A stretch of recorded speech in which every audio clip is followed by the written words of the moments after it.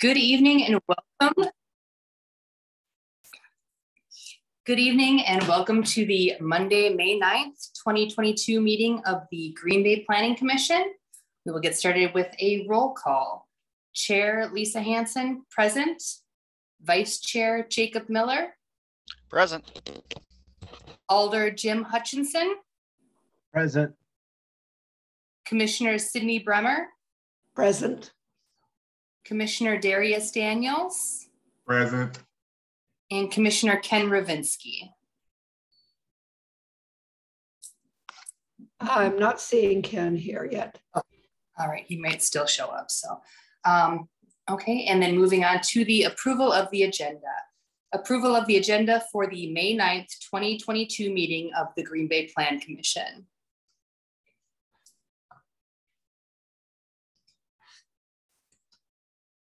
I'll move to accept the agenda, approve the agenda. I'll second that. I'm sorry, who was that? It sounded like Commissioner Ravinsky, but he's not on. Who is No, that's Jim I'm sorry, Hutchison. who made that motion? I did. Oh, okay, sorry. Alder, I don't recognize your voice yet. Yeah, I got All a right. cold. Yep. I got a cold too. All right, so we've got a motion from Alder Jim Hutchinson, or from Alder Hutchinson, and a second from Commissioner Bremer. Correct. Thank you. All those in favor? Aye. Aye. Any opposed? And then moving on to the approval of the minutes from the April 25th, 2022 meeting of the Green Bay Plan. Move approval. I'll second. Yeah. I've got a motion by Commissioner Bremer and a second by Alder Hutchinson. All those in favor? Aye. Any opposed? And moving on to regular business, and we will start with a public hearing.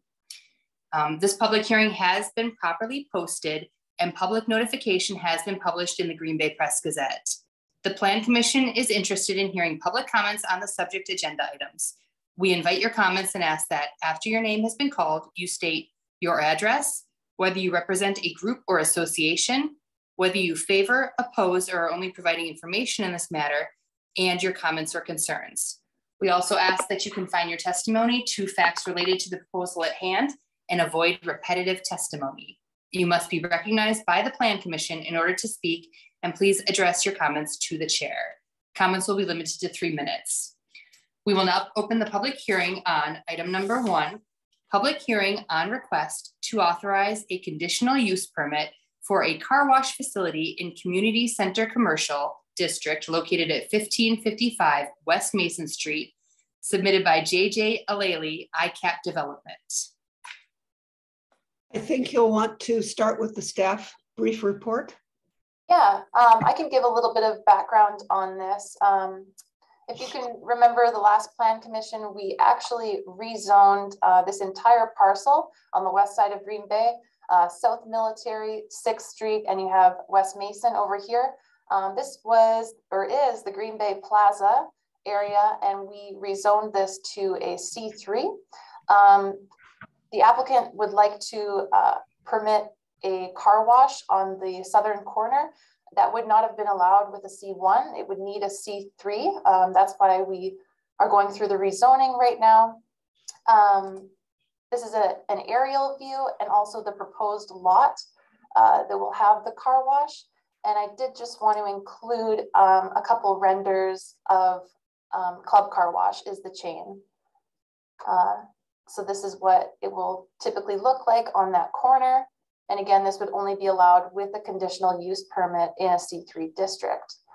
All adjacent property owners within the 200 feet have been noticed, and there haven't been any comments or questions or concerns. Internally, I believe that our traffic engineer is working with the applicant and the owner. And JJ is actually the property owner of this parcel. So we're just working on circulation and kind of correlating with long-term goals for the corridor.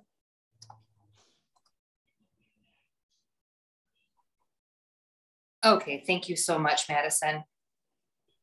And then with the public hearing, we are looking to hear from interested parties who are looking to speak in favor of this item. And I guess I see a hand raised on the applicant. I don't know if you'd like to speak now or if you want to speak in the actionable item. You're certainly able to do both. Why don't I kick it off if that's all right, Lisa? Sure. Good evening to the Green Bay Plan Commission. My name is JJ Liley with ICAP Development. I appreciate you giving me an opportunity to speak in support of Plan Commission granting a conditional use permit for a car wash facility located on the southeast corner of the former Sears parcel. ICAP is a full-service commercial real estate development company based out of Milwaukee, Wisconsin, and has formed a partnership with the Sears parcel to redevelop the subject site. I'm speaking on behalf of the ownership of the former Sears parcel located at 1555 West Mason Street and ownership for the Green Bay Plaza Shopping Center located at 1481 through 1535 West Mason Street. To give a little background, in 2017, the current owners of the former Sears parcel acquired the 8-acre site, and at the time, Sears was closing as well. Many potential users and ideas were vetted during the last 5 years, but unfortunately, none were able to get to the finish line. We have also determined that a reuse of the existing Sears box would be too costly, and the only path forward is to demolish and redevelop the entire site. A portion of the building is currently being used by Bell & Health to conduct COVID tests in former Sears automotive bays. Today, we are very excited to be working with Club Car Wash. We believe the use will be complementary to the other businesses located in the military corridor and is a service that many residents need.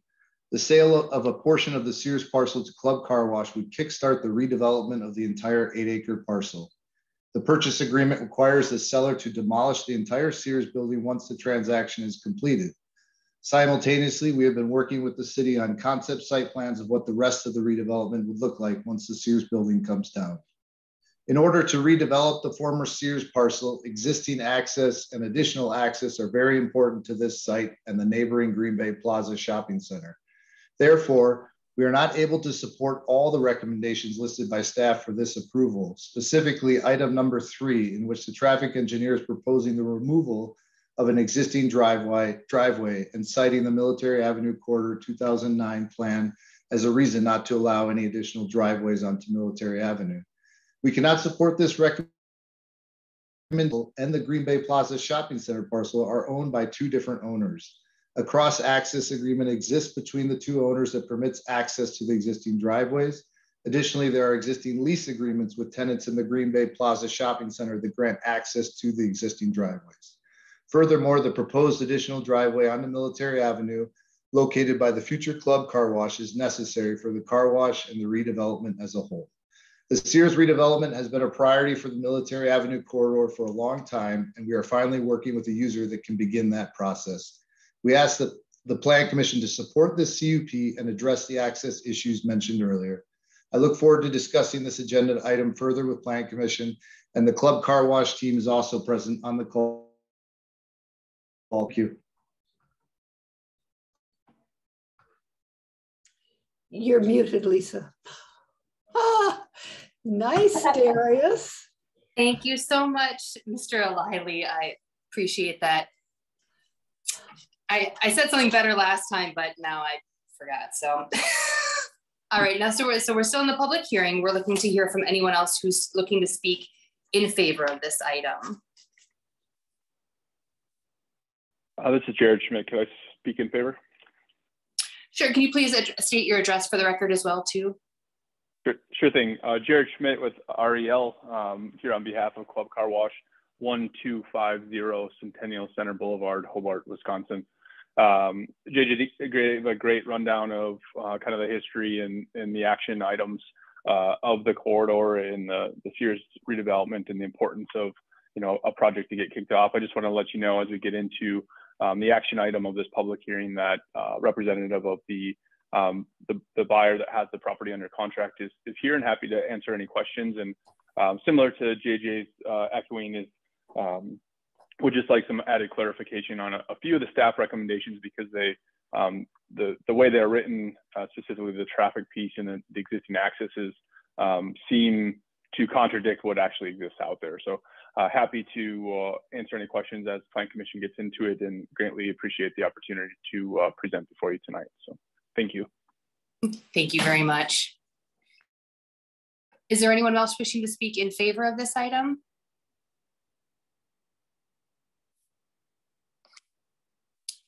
Is there anyone wishing to speak against this item? Yes, my name is Edward Martin, and I own H.J. Martin, and approximately 45 acres on West Mason and Military Avenue, kitty corner from the shopping center. Recently, we've invested millions of dollars in West Mason and Military Avenue, and a car wash. I mean, we think big. We feel that Military Avenue has a tremendous opportunity, and a car wash with vacuum cleaners laying out there is going to diminish our property values, and it's also going to prevent the Martin family. We've been there since 1958. We used to Military Avenue, and it's a family commitment to bring it back.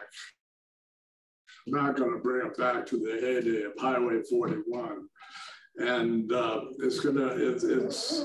I've also talked to Dave Charles and Bob Murphy, who I represent today. We have significant plans for this area, and it's certainly a car wash will eliminate those plans, and we're going to have to make other choices in order to invest our money. And if you look at what we've done and what we've accomplished as a family, as private individuals, this is not something that we can support at all. It doesn't follow into the big picture of the plans.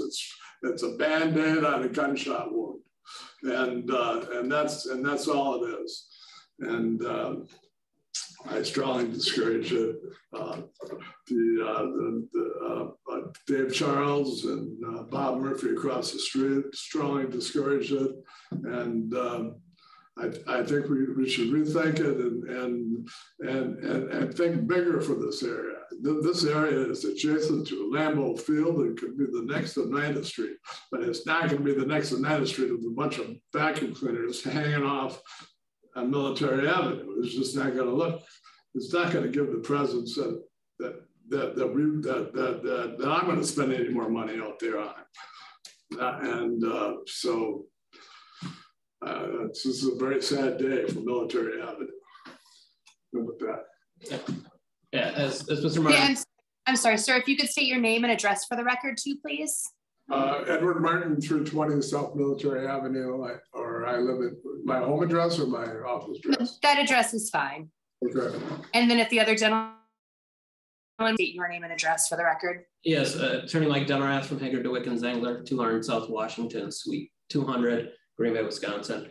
As Mr. Martin mentioned, he and other neighboring property owners have serious concern over, impairing their property value with a development like this, in a property that's surrounded by retail, to set up a one-lane car wash with 20 vacuum cleaners just seriously diminishes the orderly development of this area and the property values related to it.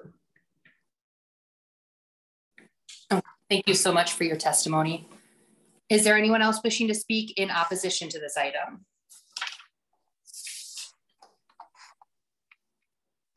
And if you're calling in on internet audio, it is *6 to unmute.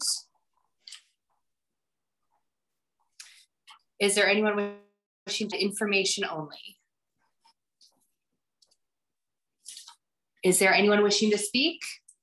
Excuse me, this is Edward Martin. I know David Keene. And Mr. Martin, with the public hearing, once you speak once, you've got your 3 minutes. We're not able to hear from you again. I'm sorry. Thank you. Is there anyone wishing to speak? Could I speak, Lisa? This is Leah with Military Avenue. Oh, absolutely, Leah. Go ahead. I couldn't figure out how to put a hand up. Oh, you don't have to put a hand up. You can just talk. You're good, Leah. Okay. Thank you for letting me speak. I really didn't get a chance to review these plans. I heard it was coming, but I didn't even know it was on the agenda tonight until Mr. Martin called me. I'm just wondering how the plans fit in with the rest of the site, if there are other plans for the Sears location. Is that part of this, or right now you're just looking at a conditional use for today?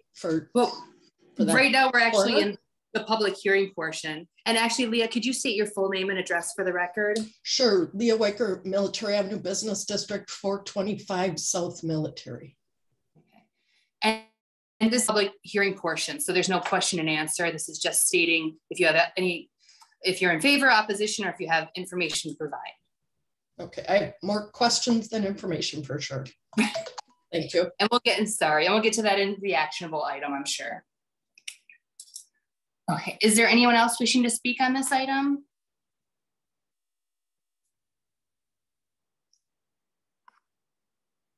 Is there anyone wishing to speak? Is there anyone wishing to speak? Let the record reflect that no one has come forward, and this public hearing is now closed. Moving on to the corresponding actionable item, item number 2, consideration with a possible action on request to authorize a conditional use permit for a car wash facility in a community center commercial district located at 1555 West Mason Street, submitted by J.J. Alili, ICAP Development. Okay, I can jump into a little bit more information for everybody. The 2022 Comprehensive Plan, Smart Growth Plan does designate this area for commercial use. So all along Military and West Mason, as well as 6th. This whole corridor is very much auto-oriented and commercial designated. As you can see also, our current zoning, which is, as I said, underway for the southern eastern portion of the parcel, is going through the rezone, and it will have its second and final reading at Common Council to become a C3. And I know staff and myself mentioned that we wanted to kind of clean up some of this fragmented commercial district as well, and just keep it pretty clean. So currently it does show that it's still C1, however, it is being rezoned to C3 from the prior plan commission. Moving on, this is actually the site plan that was submitted by the applicant for the car wash. This site plan has received initial preliminary review comments from our city traffic engineer, as well as planning staff. Obviously, staff believe that the corner needs to be engaging to the public. We want to see a revitalization of this district, and staff believe that a conditional use permit would allow a car wash here. They do have a proposed driveway onto Military, as well as 6th, and in through the center of Green Bay Plaza. One of the recommendations from our city traffic engineer was to have a traffic study completed. The applicant has accomplished the preliminary step, and this is a precursor to a complete traffic impact analysis. So as you can see, the corner, the intersection, it is very important that if a conditional use permit is allowing a car wash here, that they have proper setbacks from the intersection. And I just wanted to show another render of what a club car wash chain does look like. And I will also show, before I finish, 1 second. This. Okay, so this was not included in the packet, but the applicant did supply this. And I just wanted to show one of the excerpts from the traffic study that they had completed, and it is looking at the parcel in a whole. However, we are focusing on a conditional use permit just for the southern portion of this parcel. And with that,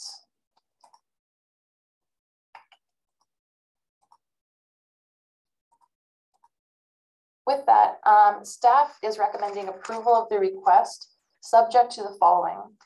One, a CSM submission to create a lot as described in the legal to separate it from the original parcel. Number two, standard site plan review and approval. And number three, the conditions listed by the city traffic engineer must be addressed.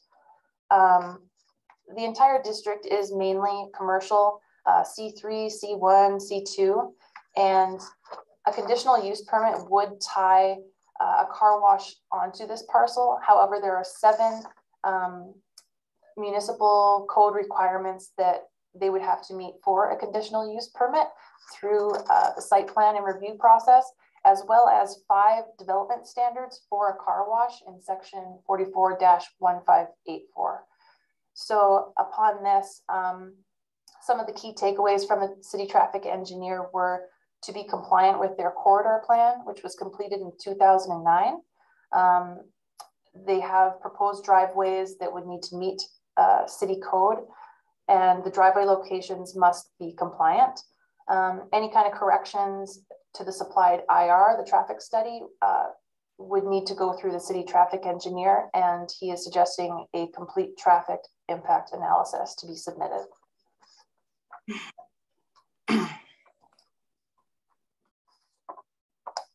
Okay, thank you so much, Madison. Can you put up the picture of the, is it the rendering or the conceptual pictures? Yeah. So again, this is the proposed lot to be rezoned and then have the conditional use permit tied to it. And these are some more of the renderings that were supplied, as well as kind of looking at the circulation as well. Did you want to see the full site plan? No, I mean, this one, this kind of gives me an idea from a distance. Okay.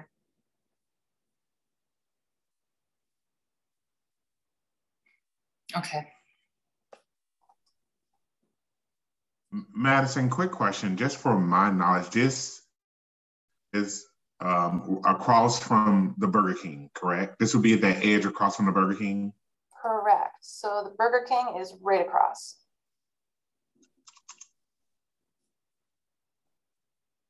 On 6th Street. On 6th, yeah.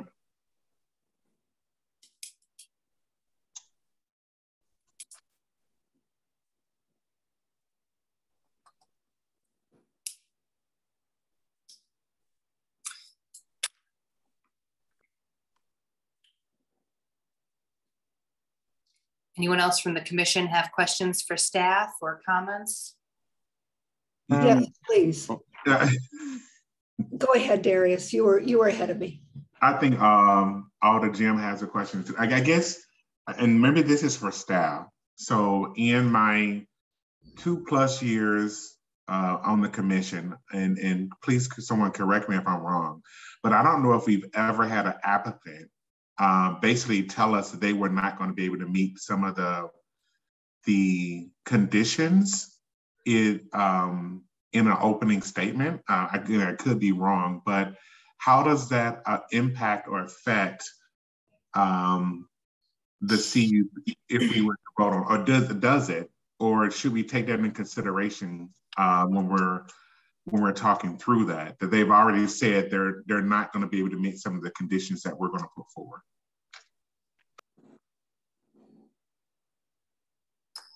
And I see Dave waving his hand too, Lisa. So. I can answer to it a little bit, and David can jump in as well. The conditional use permit would require them to meet those.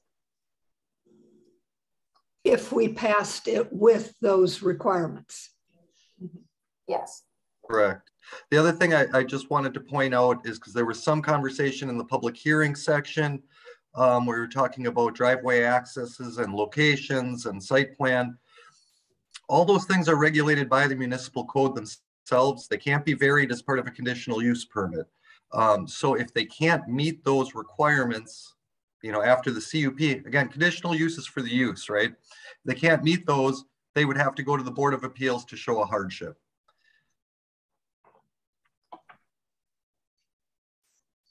And then that would be, at that point, if the board were to approve it, then that exempts them from those sections of the code.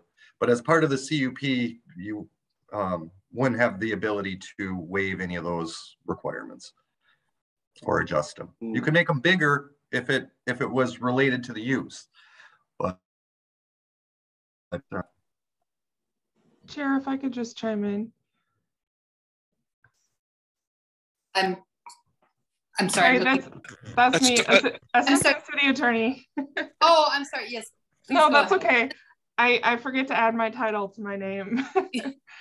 I just wanted to emphasize for the commission that an applicant's stated inability to meet one of the conditions should not be a consideration when you're deciding whether to impose that condition. As Dave pointed out, if it's a requirement under our code, and it's something that the commission believes should still be a condition on the CUP, the fact that an applicant says, I can't do that is not something that you should all be taking into account. Yeah. Thank you, Lindsay. And another requirement I wanted to ask Madison about is the requirement in section 44-1584 that the operation be completely enclosed when the car wash is not in operation, that is overnight. And I'm wondering, how does that apply as well to the vacuum system that would be outdoors? Yeah, I think that would be a question for the applicant. Our development standards for a car wash, a conditional use permit, even in a C3, we limit the sound from the speakers, the water, the drainage. The applicant probably knows the hours of operation and can shed a bit more light on that. Okay, my question wasn't the hours of the operation, but whether or not the standing vacuums that would be outside rather than enclosed inside the car wash would be against our regulations. And if I can answer that. So the vacuums are actually accessory to the car wash. So the car wash itself is fully enclosed. Okay. The assumption would be that the vacuums are not in operation when the car wash is not open. But it's okay that they are outside. Yes. Thank you. That's what I needed to know. Thank you.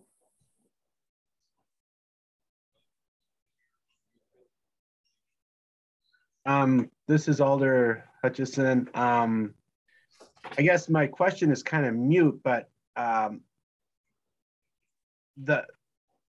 wondered if staff could describe the discussion of the ingress, egress, the driveways that are allowed and not allowed, just so we get a point of view of, if you can take the plan view and see what they're proposing and what's running against what we can accept, even though we're not literally taking that into account. Yeah, let me share my screen for a second here.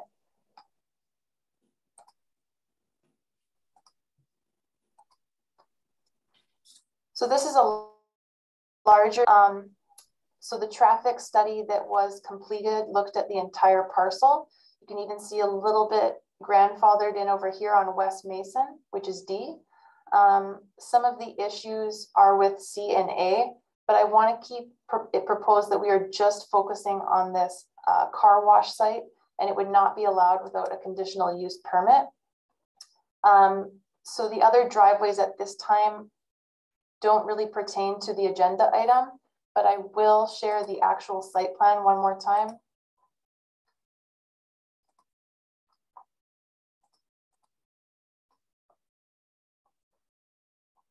They are proposing an entry exit access point on Military Avenue This doesn't correlate with the corridor plan completed in 2009.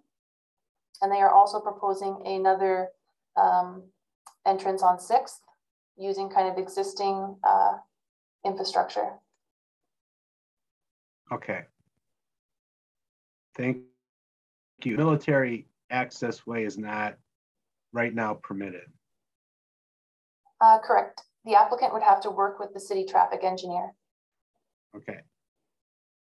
Thank you. Madison, quick question. I'm sorry. And correct me if I'm wrong, Madison, but didn't you say that there, I mean, the third condition of this is that it's going through a full study with the traffic engineer, correct? Correct. So staff is recommending approval. However, there are 3 more steps in this process. So that would all be addressed then at that time.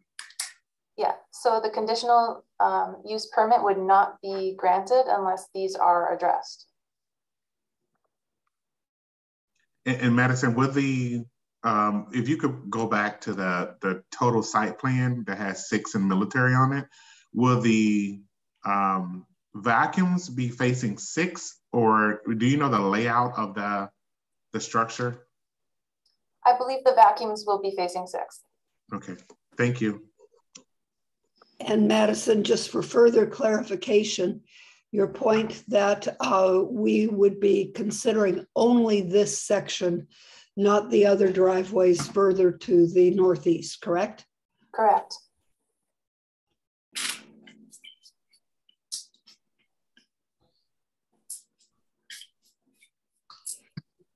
But that driveway at the northeast corner of the site plan is not permitted, is that correct? At this time, the city traffic engineer will not allow this. Thank you.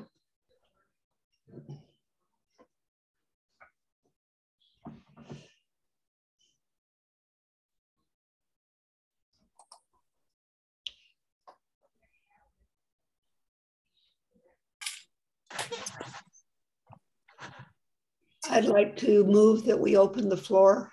Well, and I guess I do, and I don't know if we should bring this up now. I know that we've got at least one new member to the commission talking about Act 67 and the CUPs and what we're able to find reasonable. I don't know if Lindsay's still on, but she probably has a better and much more fluid explanation than I can probably give, just so that we know exactly what we are able to do and what we cannot do with a CUP. You're putting me on the spot a little bit. I used to have a really good explanation. I would have to dig for my notes a little bit to be able to do it right away off the top. I can't really do as good a job as I should off the top of my head. So if you don't mind giving me just a little bit of time to dig through and find my notes. Otherwise, if someone else wants to take a stab, I know we have plenty of exceptionally qualified people from the planning department and others. Yes, Steph or David, if you want to. David's off mute, so. Sure. So really what Act 67 had done is it basically, very paraphrasing, to say conditional uses are permitted uses as long as they can meet the conditions of the code, the standards, which Madison alluded to, and I believe are in your staff report, and they can meet any other conditions placed upon the use by the Plan Commission. Is basically what it says. So back prior to 67, many conditional use permits were denied based on public comment. You know, the neighbors didn't like the idea of it or something like that. Basically Act 67 Russian, that the conditions and the facts have to be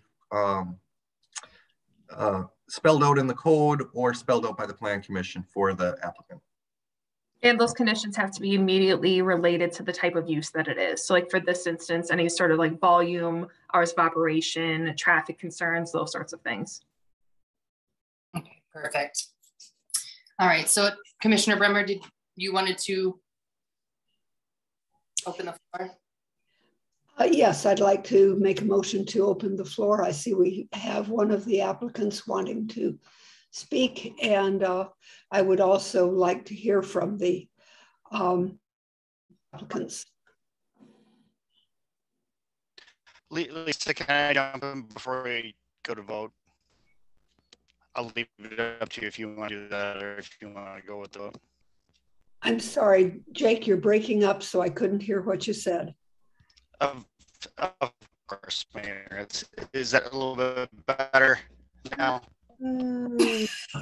Possibly. Maybe a little better. There, you've got it now. I can switch my other audio here. Sorry, go ahead. It's coming through. It's better, but it's not great. Well, I'll try to get it in here quick before it cuts out again. Before we just go. Okay, I'll be back.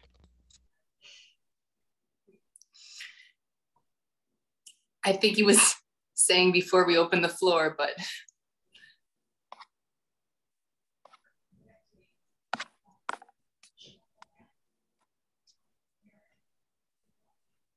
All right.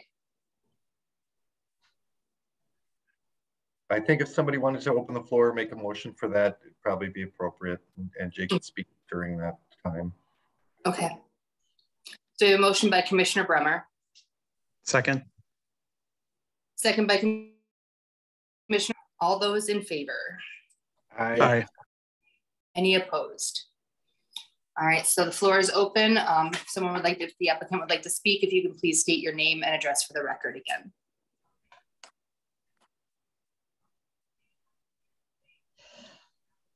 And I think you might be on mute because I can't hear you.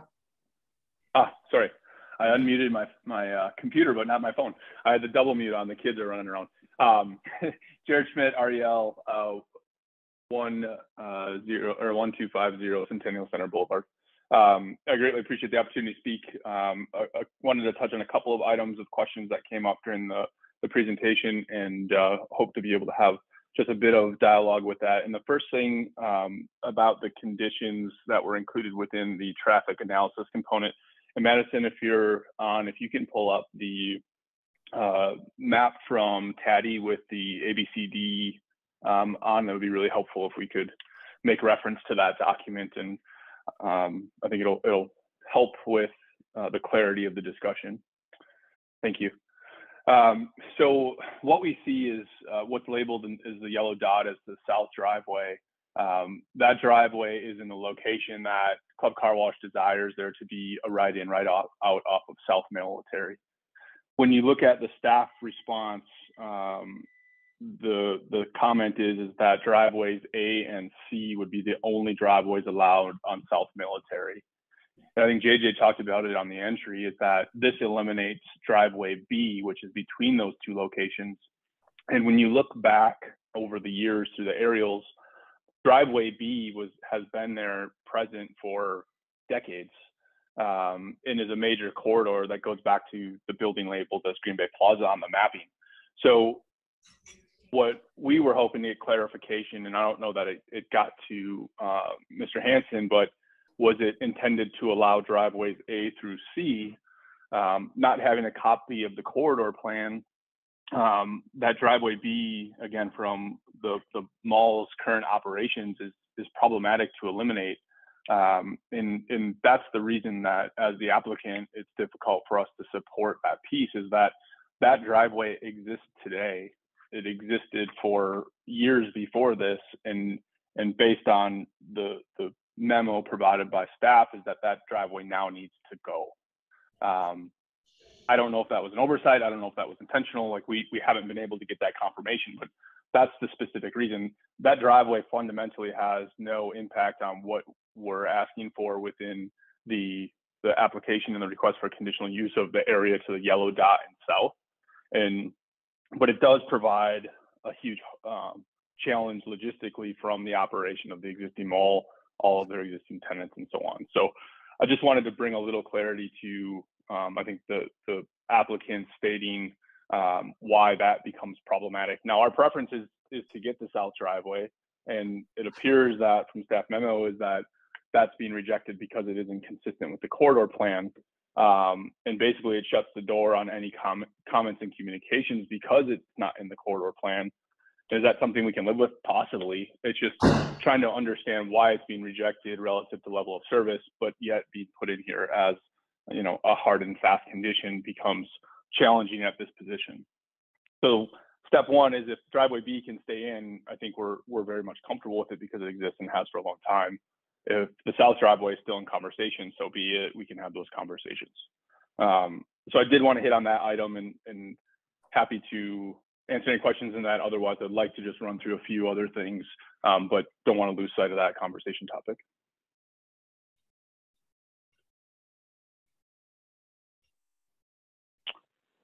Like me to speak? So I was going to say, I can touch on some of this too.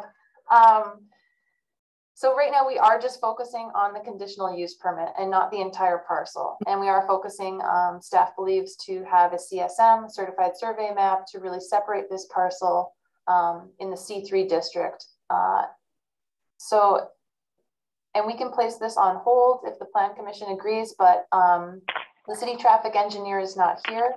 I have spoken with him multiple times, and he is adamant to work with the applicant to potentially make this work with a conditional use permit. So I guess I do have a comment, or I don't know exactly. I understand that the driveways are very important.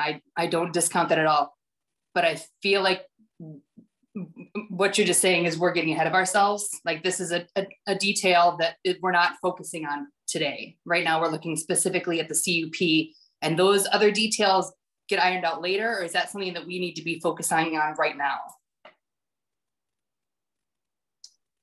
Well, the agenda item is just for that southern eastern parcel to have a conditional use permit and meet the code for a car wash. But long range, I believe the applicant wants to revitalize the Green Bay Plaza. So that is something to keep in mind. Right. No, I'm just saying that we're very specifically talking about driveways right now. And I feel like is that what we're talking about today? I feel like the CUP is. Well, it's a condition, it's a recommended condition number 3 that all conditions, including those listed in the traffic engineer, which in the memos talked about driveway entrance A, B, and C specifically, those aren't important to our conversation. Our conversation is important with D. A, B, C, if you want to manipulate those or change those in time, I think that's a fair conversation. But, to Madison's point, that's well outside of this, but it does tie to this item specifically because the recommendations from staff is to follow the memo from the traffic engineer, which is not to include driveway B. So it's a little complex, perplexing from our perspective on this use because they're looking at the whole corridor, which is great. We don't have any issue with that, but they're conditioning our approval based on something that's offsite. Right. Dave, go ahead, please. Thank you. Yeah, I just wanted to add that this is, as Madison said, really the CUP for this site itself. When the traffic impact analyses are done, they typically take in a greater distance than just the parcel you're looking at. And that's where I believe Engineer Hansen's comments have come from. He looked at the full traffic analysis. So the driveways, even if not compliant or grandfathered or legal non-conforming as they sit today, the new driveway would be that, and I'm sorry if I get the nomenclature wrong, but I think driveway A is a new proposed driveway. So that is relevant to this CUP. The other driveways, when that site gets redeveloped or rebuilt or added to, then those would come into play as part of the site plan review. So really that original driveway location as well, or the driveway location A, the new proposed one, that would still have to go under regular site plan review. The traffic engineer does have the ability per code to request the traffic impact analysis and require driveways to be, moved, increased in size, changed, based on his review of that analysis. So, but I guess to make clear, this would not impact driveway C, the one that David had mentioned, the one that the traffic engineer had mentioned would have to be removed. I think what he was saying that to be in compliant with the 2009 traffic plan that was adopted, those driveways the other two would be the only two permitted. So let's just say it was a greenfield site and you were developing it new. As it sits now, that's grandfathered in. But driveway A is not. The driveway that's pertinent to this is not one with a letter. It's described as Southern Driveway, and I have not seen any reference in Dave Hansen's report to the Southern Driveway. That's my confusion. Okay. Yeah, and I'm sorry if I had I don't have it in front of me, so that if I had my numbers wrong or letters wrong. Yeah, it is confusing. That's part of the difficulty.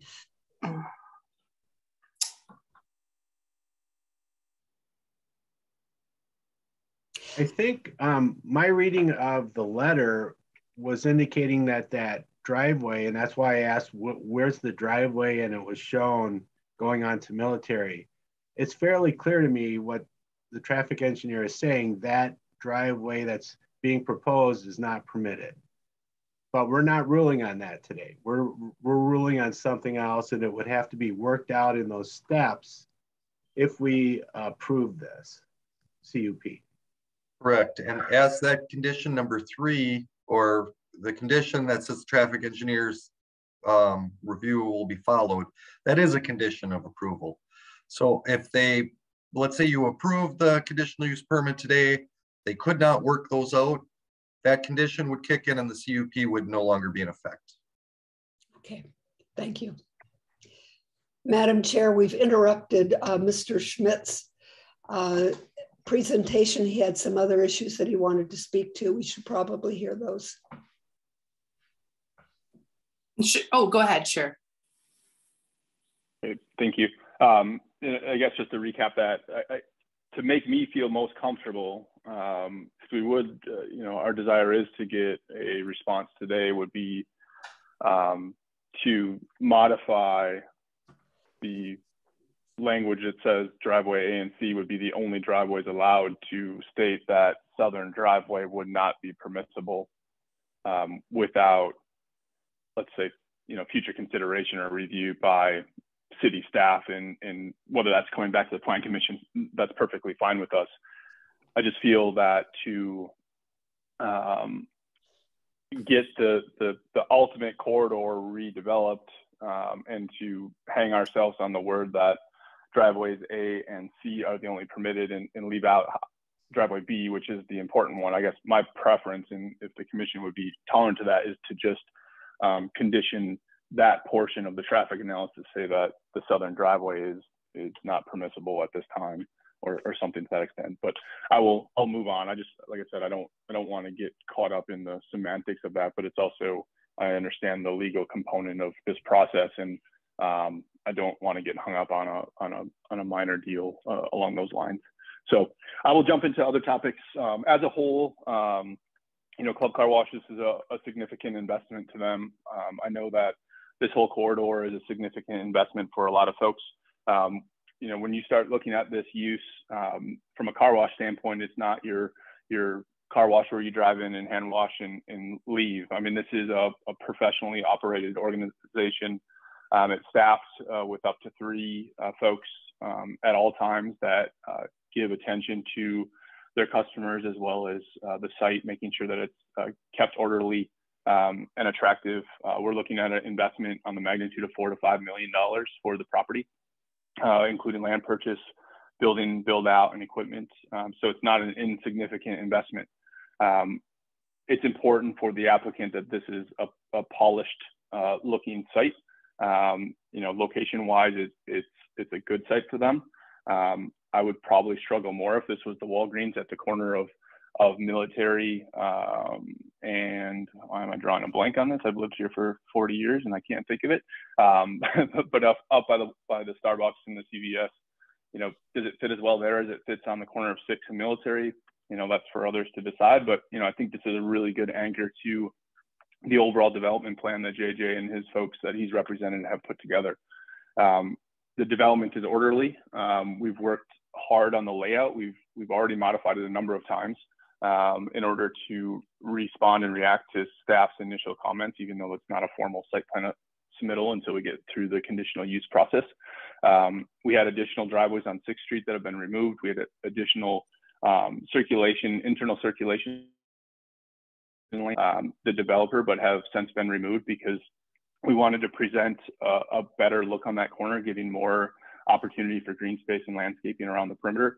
You know, we've done everything within the rights of the zoning code to make sure that we're, you know, following the desires that city staff has shared to us. And again, from an overall development plan, the entrance off of 6th, the internal networks through the existing mall corridor, all of those are constructed in an orderly fashion. And if the traffic analysis and the traffic study proves that, you know, the south driveway isn't valid because of traffic circulation, you know, that's something that we have to be accepting of, and you know, therefore moves us even closer to looking through our list of 7 items that, you know, it is orderly. It does not impact the traffic component of this corridor, and you know, really trying to do our diligence throughout the process. As I said, it's a pretty significant investment as far as property values, as far as, you know, surrounding operations are, you know, largely daytime hours. We've got, you know, 7 a.m. to 8 p.m. Mondays through Saturdays, 7 to 7 on Sundays. Like I said, it's always staffed. You know, it's important that this moves forward in a very professional manner for the owner, because that's their expectation. They're intending to bring on the neighborhood of 30 to 40 of these online in 2022. We talked before Plan Commission on the project off of University, where we were allowed this use to be a permitted use versus a conditional use. And, you know, no different than there, we've tried to work every step of the way with city and city staff as much as code allows and code requires to make sure that we have a really nice conforming use. So when I look through, you know, these 7 specific standards that the Plan Commission needs to consider, you know, I think we check all of those boxes, especially with the work that we've done to get to this point. So happy to answer any technical questions that may come up, or just any questions in general. But we feel that we've put forth a viable plan, one that's implementable, and one that allows the Sears building to come down and redevelop that corridor all the way from 6th Street up to the other corner. So appreciate the opportunity and the time, and like I said, happy to answer any additional questions. Go ahead, Commissioner Brummer. I do wonder whether or not you have undertaken any consultations with the Military Avenue Business District or with other operations that have an investment already established in that area. We have not directly. I don't know if JJ with his group has. You know, at this point, the Plan Commission is an opportunity for public hearing and public input. You know, we're welcome to have those conversations and, you know, try to address any concerns they have as they come forward today. And, you know, we want to be a good neighbor as much as we want to have good neighbors. So, you know, it's very much our expectation. Thank you. Mr. O'Leary, did you have something that you wanted to add? Well, I just wanted to make mention to Sid's comment that we've been working with Leah on hosting the public market. We provided space internally in the Green Bay Plaza Shopping Center during winter months. And then in the summer months, we've been granting space in the Sears parking lot. And we've been obviously a member of the Military Avenue Business District, and we've been in dialogue with her. The plans to date are still coming together. This, like we've said, this is kicking off the project. So we're still open to discussion. Thank you.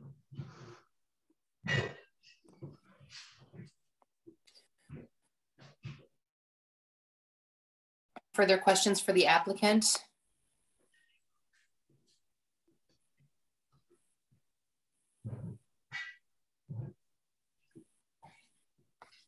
You have a question? Yes, I have a question. Edward Martin for 20 South Military Avenue. I'm sorry. And I'm sorry, when I meant question, I was talking about questions amongst the commission, but if you have any questions for us, you can certainly ask us those questions, but can't ask them directly to the applicant. No, I meant to you. Oh, I'm sorry. I misunderstood. Go ahead.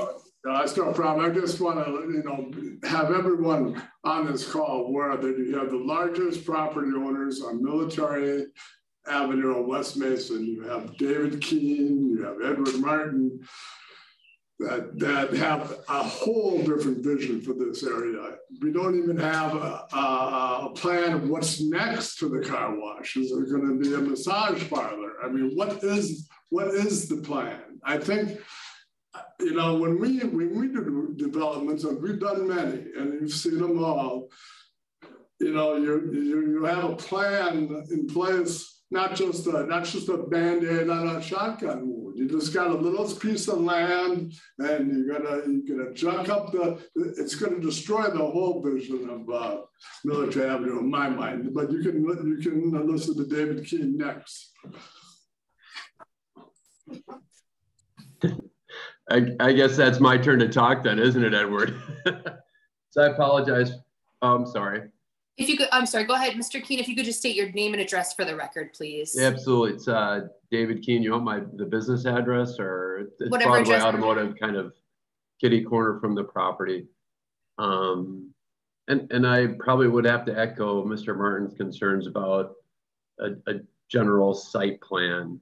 I'd hate to see this thing get piecemealed together in the manner that he's saying. I think it would kind of tear down even what your client's trying to do.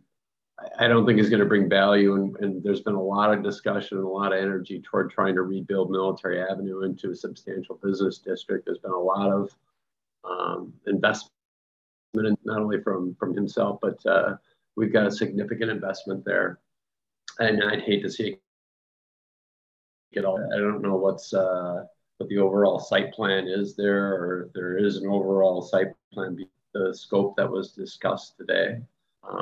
But I'd sure hope that you would take the whole site into consideration before you piecemealed it out and junked it up. We certainly don't need another massage parlor, that's for sure.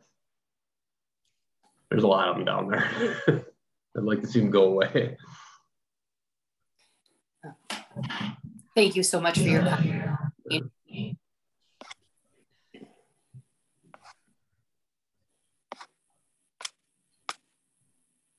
Go ahead. I would have preferred to say this before Mr. Martin handed the speaker over to Mr. Keene. I appreciate Mr. Keene's comments. May I, Madam Chair, please return to Mr. Martin and ask him a question? Oh, sure. Thank you. I know that generally speaking, we only allow people one opportunity to speak. And Mr. Martin, setting aside the concern about piecemealing, and I hear both you and Mr. Keene articulating that very clearly, I'm wondering your sense of the appropriateness of a car wash at this location, which is at 6th Street and Military, not at Mason and Military. And I ask in large part because the staff recommendation includes a commentary that it seems very much in keeping with other automotive uses on that lower part of Military. So I'm wondering, Mr. Martin, your feelings about that. Well, I mean, a car wash is far from our automotive, but the automotive industry. But my concern is whenever we do a development, we have insight of what's going totally in that development, and we don't have that here. Somebody has to come up with a vision of what that's going to look like. Otherwise, we're just going to piecemeal it, as David Keene stated. It's a vision. I mean, we've done it all throughout the Green Bay metropolitan area, and this quarter can be fantastic, but it's not going to be fantastic without a plan. Mr. Martin, initially, one of your concerns was that this did not fit with the commercial nature of businesses around it. And I'm asking whether the fact of it being on 6th rather than up at Mason changes that concern on your part? Well, as any development, the area has to be cohesive to what we're trying to accomplish. Okay. A car wash, in my particular development history, is not appropriate in this corridor for what we're doing, for what the Martin family is doing, what the Keene family is doing, and what all the other people that are putting real money in this corridor is doing. It's not in the plan. Okay, I understand your main point. We'll leave it at that. Thank you.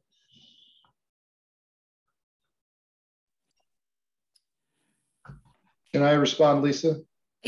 Yeah, go ahead, Mr. O'Leary. I know you guys have a long agenda, so I'll keep it short. In terms of the access, I'm not going to go down that road, but the reason we brought that up was just to point it to the Plan Commission and say, look, we just want to let you know, and as long as there's a path forward to have future discussions, that's the important part. We didn't want to just blindly you guys knowing that there was issues there in place currently with the shopping center behind. As far as addressing the car wash use, ICAP development, we are developers. We look at master planning sites across the country. We work with many retailers. This specific use is a very hot use right now across the country, and especially in the state of Wisconsin. We're seeing this use being adopted by municipalities like Glendale, Mequon, who formerly didn't look at car wash uses, and probably for the same reasons that David is objecting, that in the past, they were not nice looking structures. And these new structures are very nice, $4 to $5 million projects. And then to also address, I mean, the topic tonight was not to discuss the entire site plan. We have had several discussions with city staff about our entire overall master plan for the site, but that wasn't the topic here tonight. So we have staff and the traffic study have seen the master plan that we've preliminary put together, and we're working with national retailers that want to be located on those outlots. And, you know, as far as our development experience, I've developed for Mr. Martin and your family, and you guys have sold us an outlot just across the corner for North Shore Bank and Cellcom. So you put your trust in us in the past, and I know that we can do something that's very great for this corridor, and we have a lot vested in it with Green Bay Plaza Shopping Center and this Sears redevelopment. And lastly, I think Sid's point is very well taken. We feel that the location of the car wash fits for the redevelopment that we're doing here. We're putting some more, you know, users farther north, and we think that this fits for that southern corner. So I think, you know, she hit the nail on the head there as far as what we're looking at for a master plan for this site. So that's all I have. If any questions, feel free to ask them. Okay, thank you very much, Mr. O'Leary. Does anyone from the commission or have any more questions for anyone from the floor? Any more questions for the applicant? I've got a question. I'm new on the board, Alderman Hutchison, and I just wondered if, and I respect all the views that have been stated today, is it typical when you have an area like this and you're starting to redevelop an area that has been in existence a long time, and you're starting out small, and you have neighbors who are concerned of what the grand vision is it typical for the developer who's developing that lot to get buy-in from adjacent? Or is it more you just develop it and then get buy-in? Or because I'm hearing the desire for input from neighbors. And I just wondered, is that typical, or what's the general, how is that done when you're going to develop the whole site? Well, and I think as far as neighbors, there's notification, and city staff can probably explain this better than I can, but there's a general foot that they have to go by and notify people. So if people have questions or concerns, I'm sorry, I just got completely lost my train of thought. I'm concerned right now that we're getting so very far off track from what the actual agenda item is. And I hear the concerns. I want a grand vision for military. I also want developments to go in. I'm also understand how driveways are a concern. I understand all those things, but I think that we are, and staff, please tell me if I'm wrong, but I think we're way off track for what we are looking for right now. And what we're looking for is whether or not we approve that CUP. Now, my concern is that even with the CUP, with the conditions that the staff has put in place, the applicant is not happy with those. So at this point, I'm thinking we're discussing all of this and the applicant's not happy with what we've put in there. I think they're looking for us to change that, but I mean, city staff is going to know better than the commission will as far as that. So that's something that they have to discuss further on once we get past this point. And please correct me if I'm wrong. I just really feel like we're getting the cart before the horse. So I understand all of the concerns. I really do. I absolutely do. I've lived here all my life. And military, and I love everything that Leah's been doing and all the different developments down there. You guys have really done a great job. And I understand so much that we want that area. I mean, I also follow with Commissioner Bremer that when I saw, well, that's a nice looking car wash. It reminds me of like the PDQs, but actually built for a car wash. Whereas I feel like some of the PDQs were like pushed into old buildings and they've got those vacuums. I guess I've never seen any problems. I go to PDQ and I don't have a problem with the vacuums outside. I thought a car wash on that corner with 2 Broadways across the street from each, I thought that was a good fit personally. But again, I feel like we're getting ahead of ourselves. So if we have any more questions for the applicant, I would certainly, I want those brought up, but then I think we need to close the floor and I think we need to discuss this amongst ourselves. Unless there's someone else from the public that is looking to speak. Lisa, in all due respect, we need to get moving here. I make a motion to close floor. Thank you. Second. So motion by Vice Chair Miller and a second by Alder Hutchinson. I couldn't see. Commissioner Rovinsky. Commissioner Daniels? Was that a second? Rovinsky. Commissioner, okay, and a second by Commissioner Rovinsky to close the floor. All those in favor? Aye. Aye. Any opposed? Okay.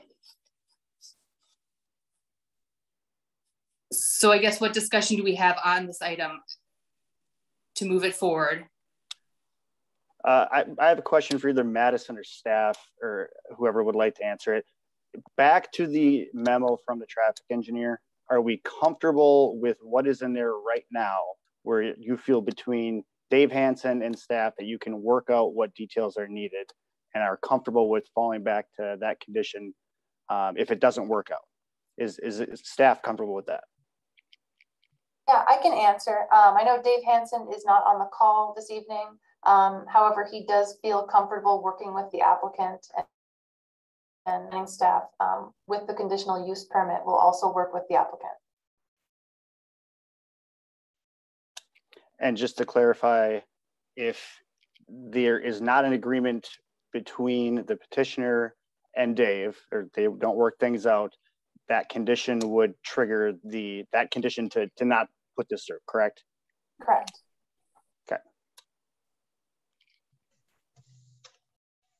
Okay. With Jake's comments there, I'd make a motion to approve. Second. So we have a motion to approve by Commissioner Rovinsky, a second by Vice Chair Miller to approve as recommended by staff with the 3 conditions in place. Is there any further discussion? I do need to say that I'm going to have to vote against the motion. I agree with the concern about the development of this entire area and think that this is putting the cart before the horse. I have no objections to this specific use if it were just standalone, but it is part of the Green Bay Plaza. Okay, thank you, Commissioner Bremer. Any further discussion? We will go ahead with an individual vote on this item. So Vice Chair Jacob Miller. Aye. Alder Jim Hutchinson. Aye. Commissioner Cindy Bremer. Nay. Commissioner Darius Daniels. Aye. Commissioner Ken Ravinsky. Aye. And I will also vote in favor of the agenda item. So then that is 5-4 and 1 against. Moving forward to City Council for the next meeting. May 17th. The 17th, okay. Which is May 7th. Okay, thank you so much. Moving on to the next agenda item, item number 3, which is a public hearing on a request to rezone 221 and 227 North Quincy Street and 618 and 624 Pine Street from office residential to downtown 1, submitted by the Community and Economic Development Department, City of Green Bay property owner. Thank you. Just a brief introduction. This is a parcel in our downtown area, which is bound by North Monroe, North Quincy, Pine Street, and Cherry Street.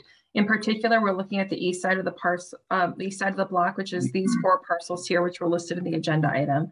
Currently, this is zoned office residential, and all of this adjacent parcel here is zoned for the downtown 1. So we are looking to do a rezoning to make this one cohesive block of downtown zoning. Thank you so much, Steph. And with this public hearing, we're looking to hear from parties that are in favor of the agenda item.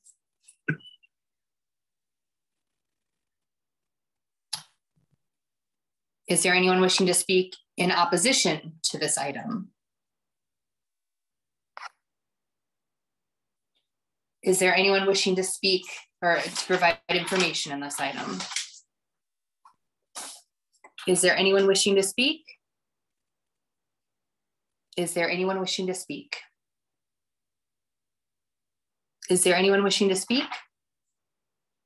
Let the record reflect that no one came forward and this public hearing is now closed. Moving on to the corresponding agenda item, item number 4, consideration with possible action on request to rezone 221 and 227 North Quincy Street and 618 and 624 Pine Street from office residential to downtown 1, submitted by the Community and Economic Development Department, City of Green Bay property owner. Thank you, Madam Chair. So again, we're looking at the 4 parcels here, which make up the half block. In total, these parcels are about 1.2 acres, bringing the whole block to just over, it's about 2.5 acres for the whole block. The future land use shows designation for our downtown with a small sliver of that high intensity retail office, which is fairly common for our zoning districts to have as their future land use. And then this is our current zoning map. So what I want to bring to your attention here, downtown districts and the office residential district are both a mixed use district. The major differences here are some of the uses, but generally speaking, it's most of the dimensional information. The buildings can be a little taller in our downtown district. The impervious coverage maximums are different, and there are some different things with like height. So generally speaking, we try to do more of the downtown ones closer to our core, closer to the Fox River. So this is just a little bit further extended, but we also try to use the office residential zoning district to buffer between downtown or commercial districts and our residential districts. So as we're showing here, so this would be the 4 parcels in question, going over to that brown color for downtown. However, there are still office residential to the south, southeast, and to the east here, which all buffer the residential area. This residential area is fairly mixed anyway, and it does not have strict residential zoning. So we feel like this is an appropriate zoning change, given that the buffer still does exist to that residential area.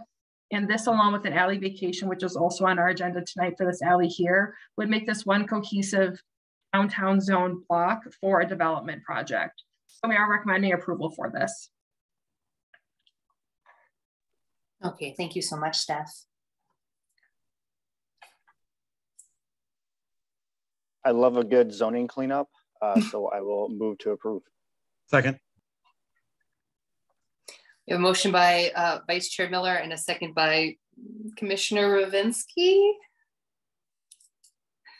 Do we have any further discussion amongst the commission or any questions for staff? Hearing none, I'll go ahead with the vote. All those in favor? Aye. Aye. Aye. Any opposed? All right, and then that will move forward then to the next city council meeting at May 17th. And on to item number 5, consideration with possible action on request to vacate an alley between Cherry Street and Pine Street, submitted by Community and Economic Development Department, City of Green Bay. Hi, so I can chime in for this agenda item. It is an action item, so there is no public hearing. The public hearing will be held at City Hall. And Stephanie, her agenda item led perfectly into this.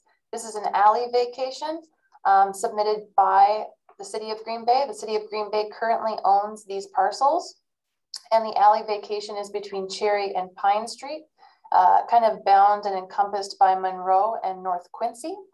It's currently a parking lot. I believe there's one structure that is built up currently. Stephanie kind of showed the future in the zoning, but it is in the downtown district. And then the current zoning, as she said, is a mix between OR, office residential, and D1, downtown 1. We'd like to obviously consolidate this and vacate this alley. Just a street view, there is utility lines running through the center. That will be listed in the conditions upon the proposed alley vacation. The surrounding areas are also D1, general commercial, and office residential. This is the backside off of Pine. And again, we just want to vacate this alley. Birthday party. So it's sorry? Good way to.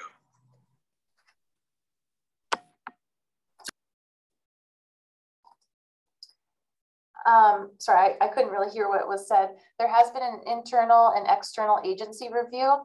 At this time, DPW does have some conditions, and I noted in the staff report that I had no comment at this time from the utility providers. However, today I did hear from Time Warner Cable and Charter Communications. They do have facilities present on the subject area. And their concern was that at this time, Charter will remain on the poles in the said alley until arrangements have been made for relocation. So I believe staff will have to work with Public Works and with the utility providers to come to some type of agreement. However, staff is moving to approve the request to vacate this alley with the 3 conditions.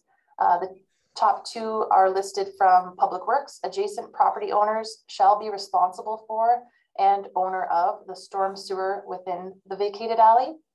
And number 2, adjacent property owners shall be responsible for all costs to close curb openings to Pine Street and Cherry Street. And number 3, any and all utility lines with another provider to be removed. Okay, thank you, Madison. Any discussion amongst the commission? I do have a question, and maybe this is just me.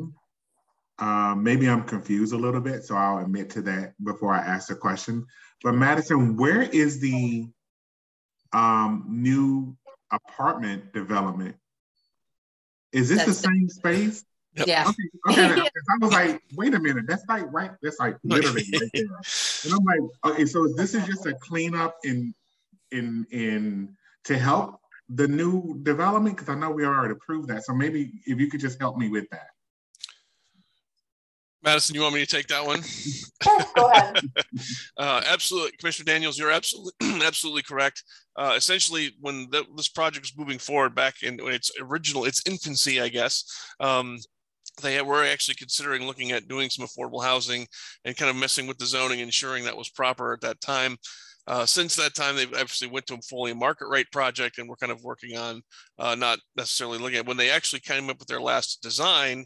they kind of knew they were going to probably need to do one more cleanup and kind of get this converted into the downtown zone.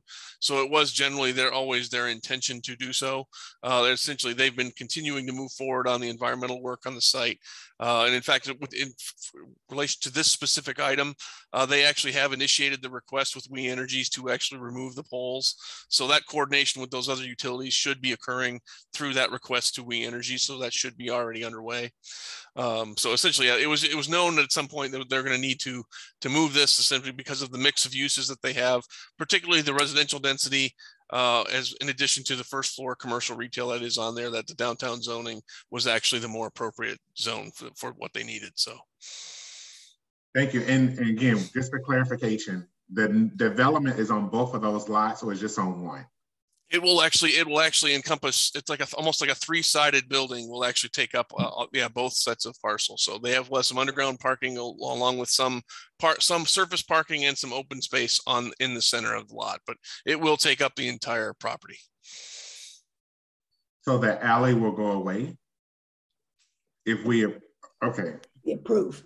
Okay, thank you. That's why I'm a little confused, but thank you. In short version, Commissioner Daniels, it is a cleanup on the site to prepare it to transfer to the developer. Awesome. Thank you.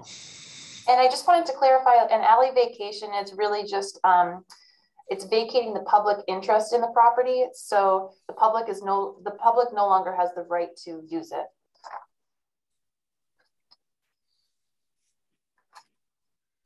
I'd make a motion to approve. And I'll second that. Okay. Motion by Commissioner Ravinsky and a second by Commissioner Bremer. Do we have any further discussion? Now we'll go ahead with the vote. All those in favor? Aye. Aye. Any opposed? Okay, and then that will move forward unanimously to the next City Council meeting.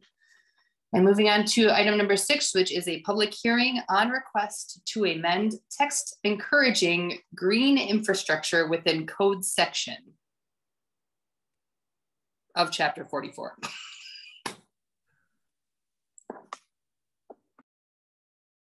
If give a little overview on that, that would be. Yeah, I can give a little bit of an overview. I know the last 2 plan commissions, we have had an informational item regarding several chapters within the municipal code, changing the language to encourage green infrastructure and eliminate barriers, making the code more flexible to incorporate green infrastructure.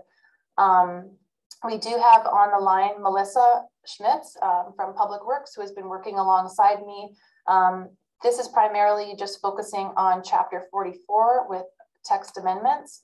And I can share this one more time. We have seen this matrix prior, but just for the public hearing, these were the main parts of chapter 44 that we focused on. And then Melissa also focused on chapter 16 and 42 relating to stormwater management. This has been an initiative from the city starting in 2019, working with Great Lakes Champions Grant, using the funding to work with Sea Grants and also hire a consultant to work through our code and kind of pull out those parts that we can encourage green infrastructure. So that's just a bit of the background on it for the public hearing. Thank you, Madison.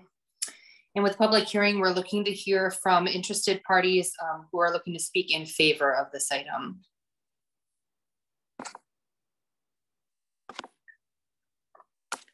Is there anyone wishing to speak in opposition to this item? Is there anyone wishing to provide information only? Is there anyone wishing to speak? Is there anyone wishing to speak? Julia Nordyke has her hand raised. Yeah, that's what I just saw. So if you could please state your name and address for the record and limit your comments then to 3 minutes, please. Hi, good evening. My name is Julia Nordyke. I'm at 3221 Nicolay Drive in Green Bay.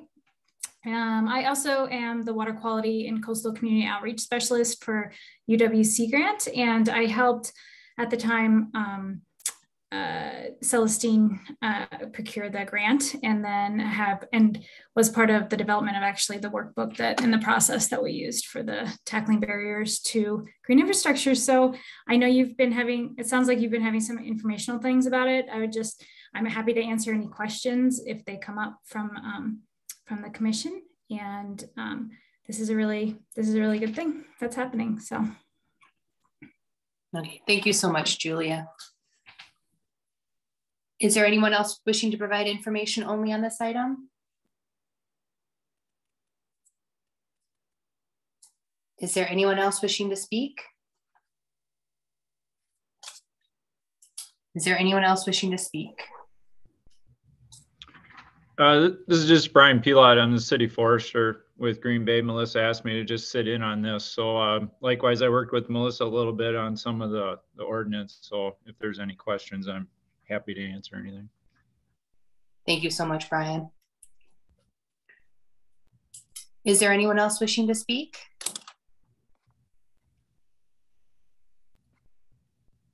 Is there anyone else wishing to speak?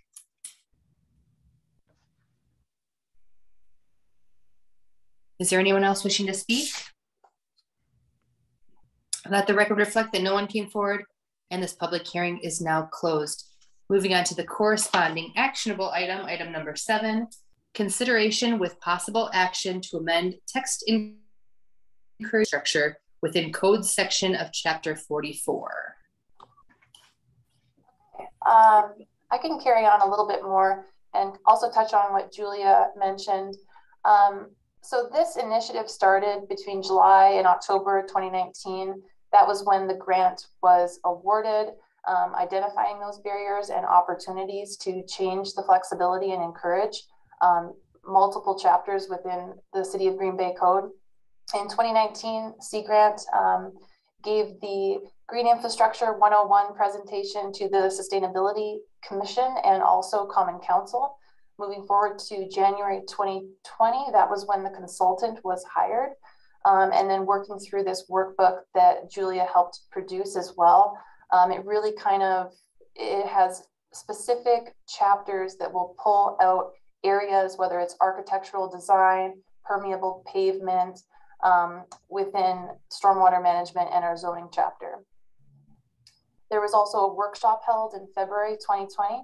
And then that fall, the consultant completed the draft markup, and you should have the complete ordinances and markups in your packet tonight. Please feel free to reach out if you need any additional information. I know Melissa's been working very hard with Public Works, and she is our resiliency coordinator. So she's been going through and marking up a lot within those chapters as well. November 2020, there was a zoning Q&A, so chapter 44, that would be with our department up on the 6th floor, and also with Melissa, the resiliency coordinator. And then early January, March 2021, staff provided their feedback and their comments and have been working with the law department as well. Outreach, education, and engagement was a huge component of identifying what the city would like to change within their code. Multiple meetings with staff internally and externally with a variety of stakeholders were held. We also did some outreach with a flyer and then that matrix of just kind of the key takeaways of potential changes to the zoning code, and an informational agenda item to the committees, as you have both kind of heard the last couple weeks. And then the one thing I did want to touch on, this has been such an interdepartmental project that if these text amendments are adopted, this will be administered and enforced with multiple departments at the city. And I appreciate Brian being on the call as well, because there are specific changes with soil depth and species that our Parks Department and our landscape architects have a much more invested expertise in that. Just some examples. This is pulled right out of the book. examples of green infrastructure, so bioretention, green roofs, downspout connections, rain gardens, street and alleys with permeable surfing, bioswales, native plantings, wetland and floodplain preservation, conservation and protection of open lands, natural areas, and green spaces. And then also just the urban tree canopy and permeable pavements and paved surfaces. So these are some of the things that we want to encourage future developers to use, utilize, potentially even incentivize. Staff is recommending approval of these text amendment changes. However, I do want to add, through these text amendments, staff believe that any kind of change, it can really only be evaluated through duration. If we are in a lot of complications or negative feedback, we have reached out to many stakeholders, realtors, developers, and I have not received anything negative. More educational, they just want to know a little bit more and when it would come into place. This would also have an impact on additional codes, such as the parking code, and that will require staff internally to review conflicting sections to ensure the consistency throughout the code with these upcoming potential changes.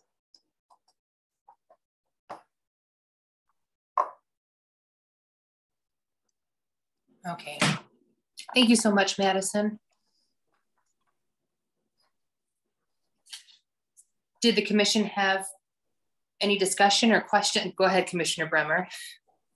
Gotta have a question. I'm really impressed by the complexity and detail involved in this. It would have driven me right up the wall, and you guys have done a wonderful job.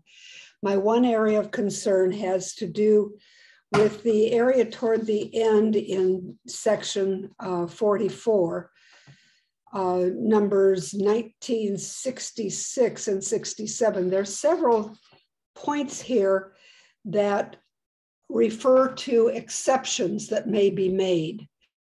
In a couple instances, the exceptions may be made if whatever is required doesn't look possible, but there's no mechanism for making that exception that I could find. In one instance, in 44-1965, it says that the director of Community and Economic Development will determine exceptions. And then another one in 44-1966D, and let's see, D and D6A and B, it requires the Plan Commission to make that determination and to approve any substitute landscaping plans.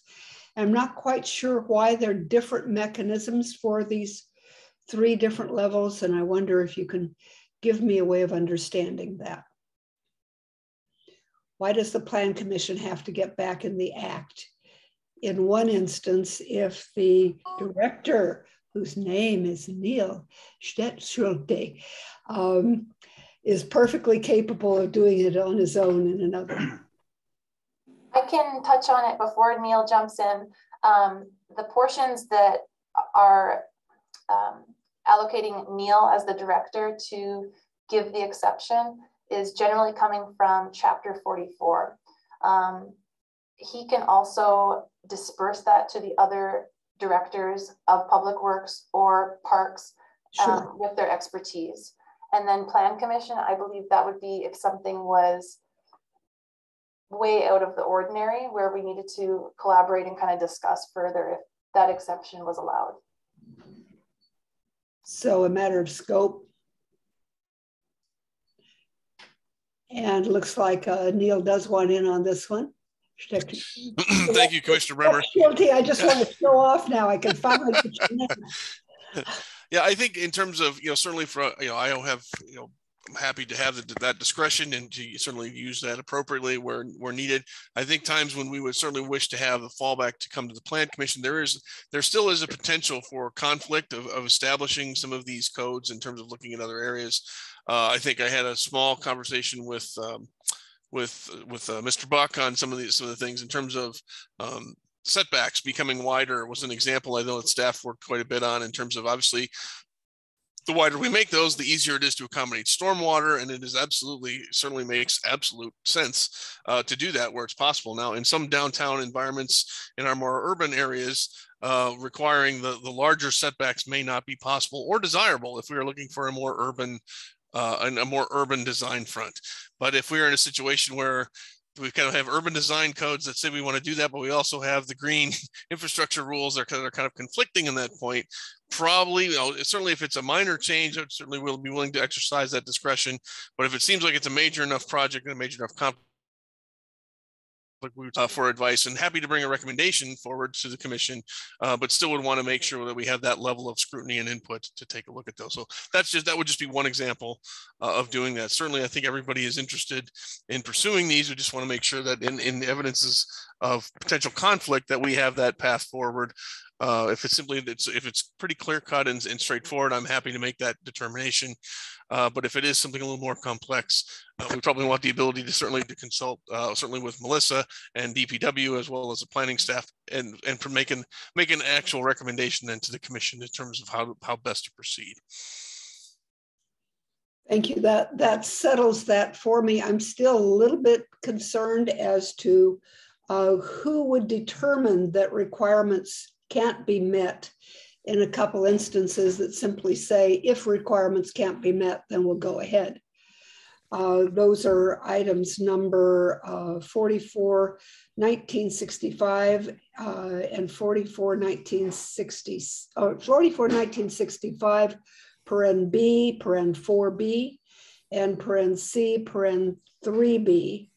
And then also in 44, 1966, paren C, paren 1.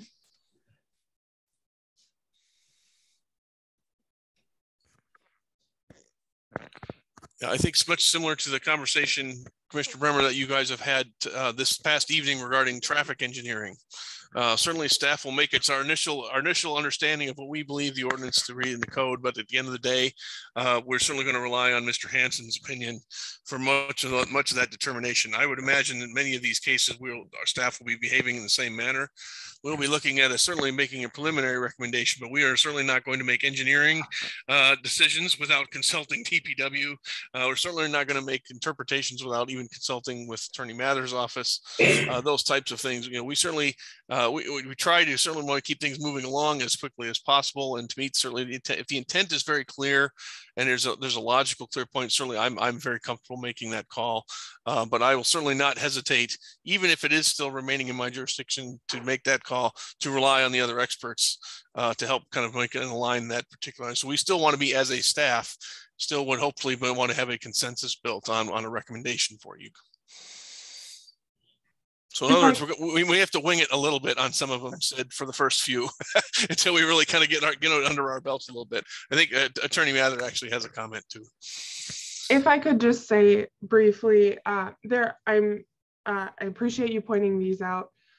In particular, the sections that do use more of a passive voice, where if it is determined, as opposed to if staff determines or something like that. If you would like to insert a particular actor, whether it be the director or their designee or whomever, like the Plan Commission, whomever, that's part of what we're hoping that the Plan Commission will talk about at this meeting when you're going over these. We are more than happy to make those adjustments, particularly if there are inconsistencies that you've spotted. So please feel free to suggest amendments if it's passive, and it should be active. There shouldn't be anything passive in here. So if I didn't catch that, I appreciate you just offering whatever you can to help me out with that.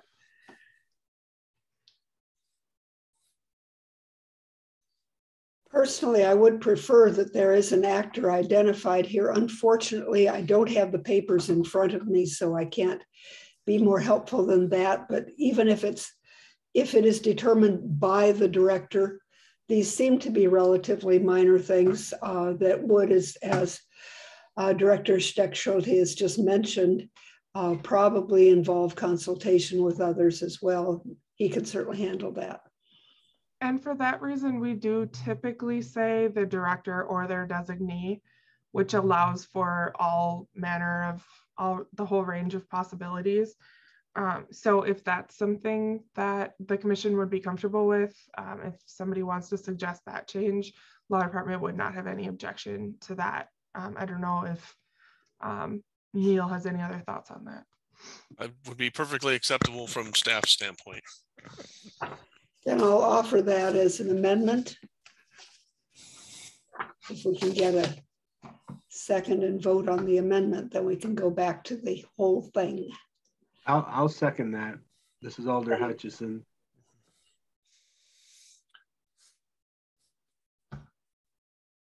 So if there's no further discussion, Madam Chair, you could just call for a vote on the amendment and then we go forward. Okay, I'm sorry, I heard you.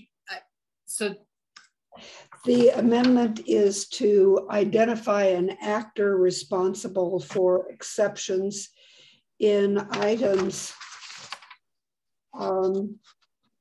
44, 1965, paren B, paren 4B, and paren C, paren 3B, and 44, 1966, paren C, paren 1.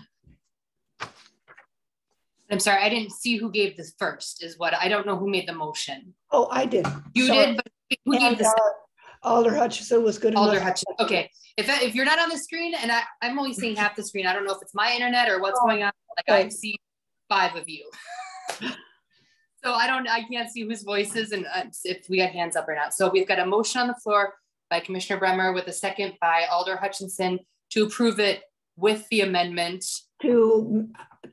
I'm making a motion to adopt the amendment. And if that passes, then we would adopt the whole piece with the amendment. Okay, all right. That is correct. Before you vote, if I could, sure.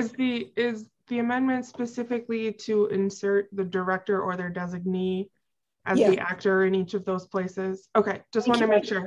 I did not specify that. And yes, that was my intention. Are you good with that? Absolutely. Yeah, good. We need that. Thank you. Okay, so our first vote is on the approval of the amendment. Okay. So we have a motion by Commissioner Bremer, second by Alder Hutchison. All those in favor of approving the amendment? Aye. Aye. Any opposed? Okay. And then we need a motion to approve the item as well. So moved. I'll second. Good. Motion by Commissioner Ravinsky, second by Alder Hutchison. Yes. All those in favor? Aye. Aye. Aye. Any opposed? Okay, so then that will move forward with the amendment to City Council for May 17th. All right, moving on to informational. Item number 1, Safe Walk and Bike Plan Working Group 2021 Annual Report. Thank you, Madam Chair. So we have it written within our plan that we'll be bringing forward annual reports. So that was attached in your packet. This will be going forward to City Council, and the school board is also reviewing it tonight, tomorrow. I'm not sure when they meet, sometime this week. So it's just informational on how we have progressed with implementing that plan. So within there, it has some details. 2020 was a big year for doing some like really low hanging fruit, installing a bunch of bike lanes that were just, repainting. This was a little bit more about planning and getting some engineering done for some projects that will take place this year in 2022. So some really good information in there, a lot of programming things, a lot more recognition within our community. So it's moving forward really well. Myself and Dave Hansen will be bringing in a request to a finance committee, I believe still this month, for ARPA dollars for further implementation of the Safe Walk and Bike Plan, which includes the installation of many, many rectangular rapid flashing beacons, which are the ones by the hospital that everyone asked for. So there'll be some good showy things, but it'll also then give us a chance to update a lot of crosswalks with that, a lot of our ramps with that. So 2022 should be a pretty big year for us also. But I'm here if there are any questions within that report.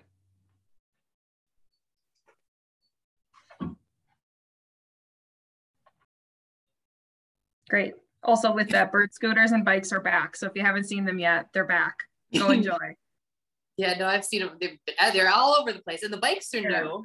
Yes, brand new e-bikes this year. Congratulations too on the nice press coverage of this. Lots of press coverage, and I just did another video today, so there should be another one out. So you'll be seeing my face even more. All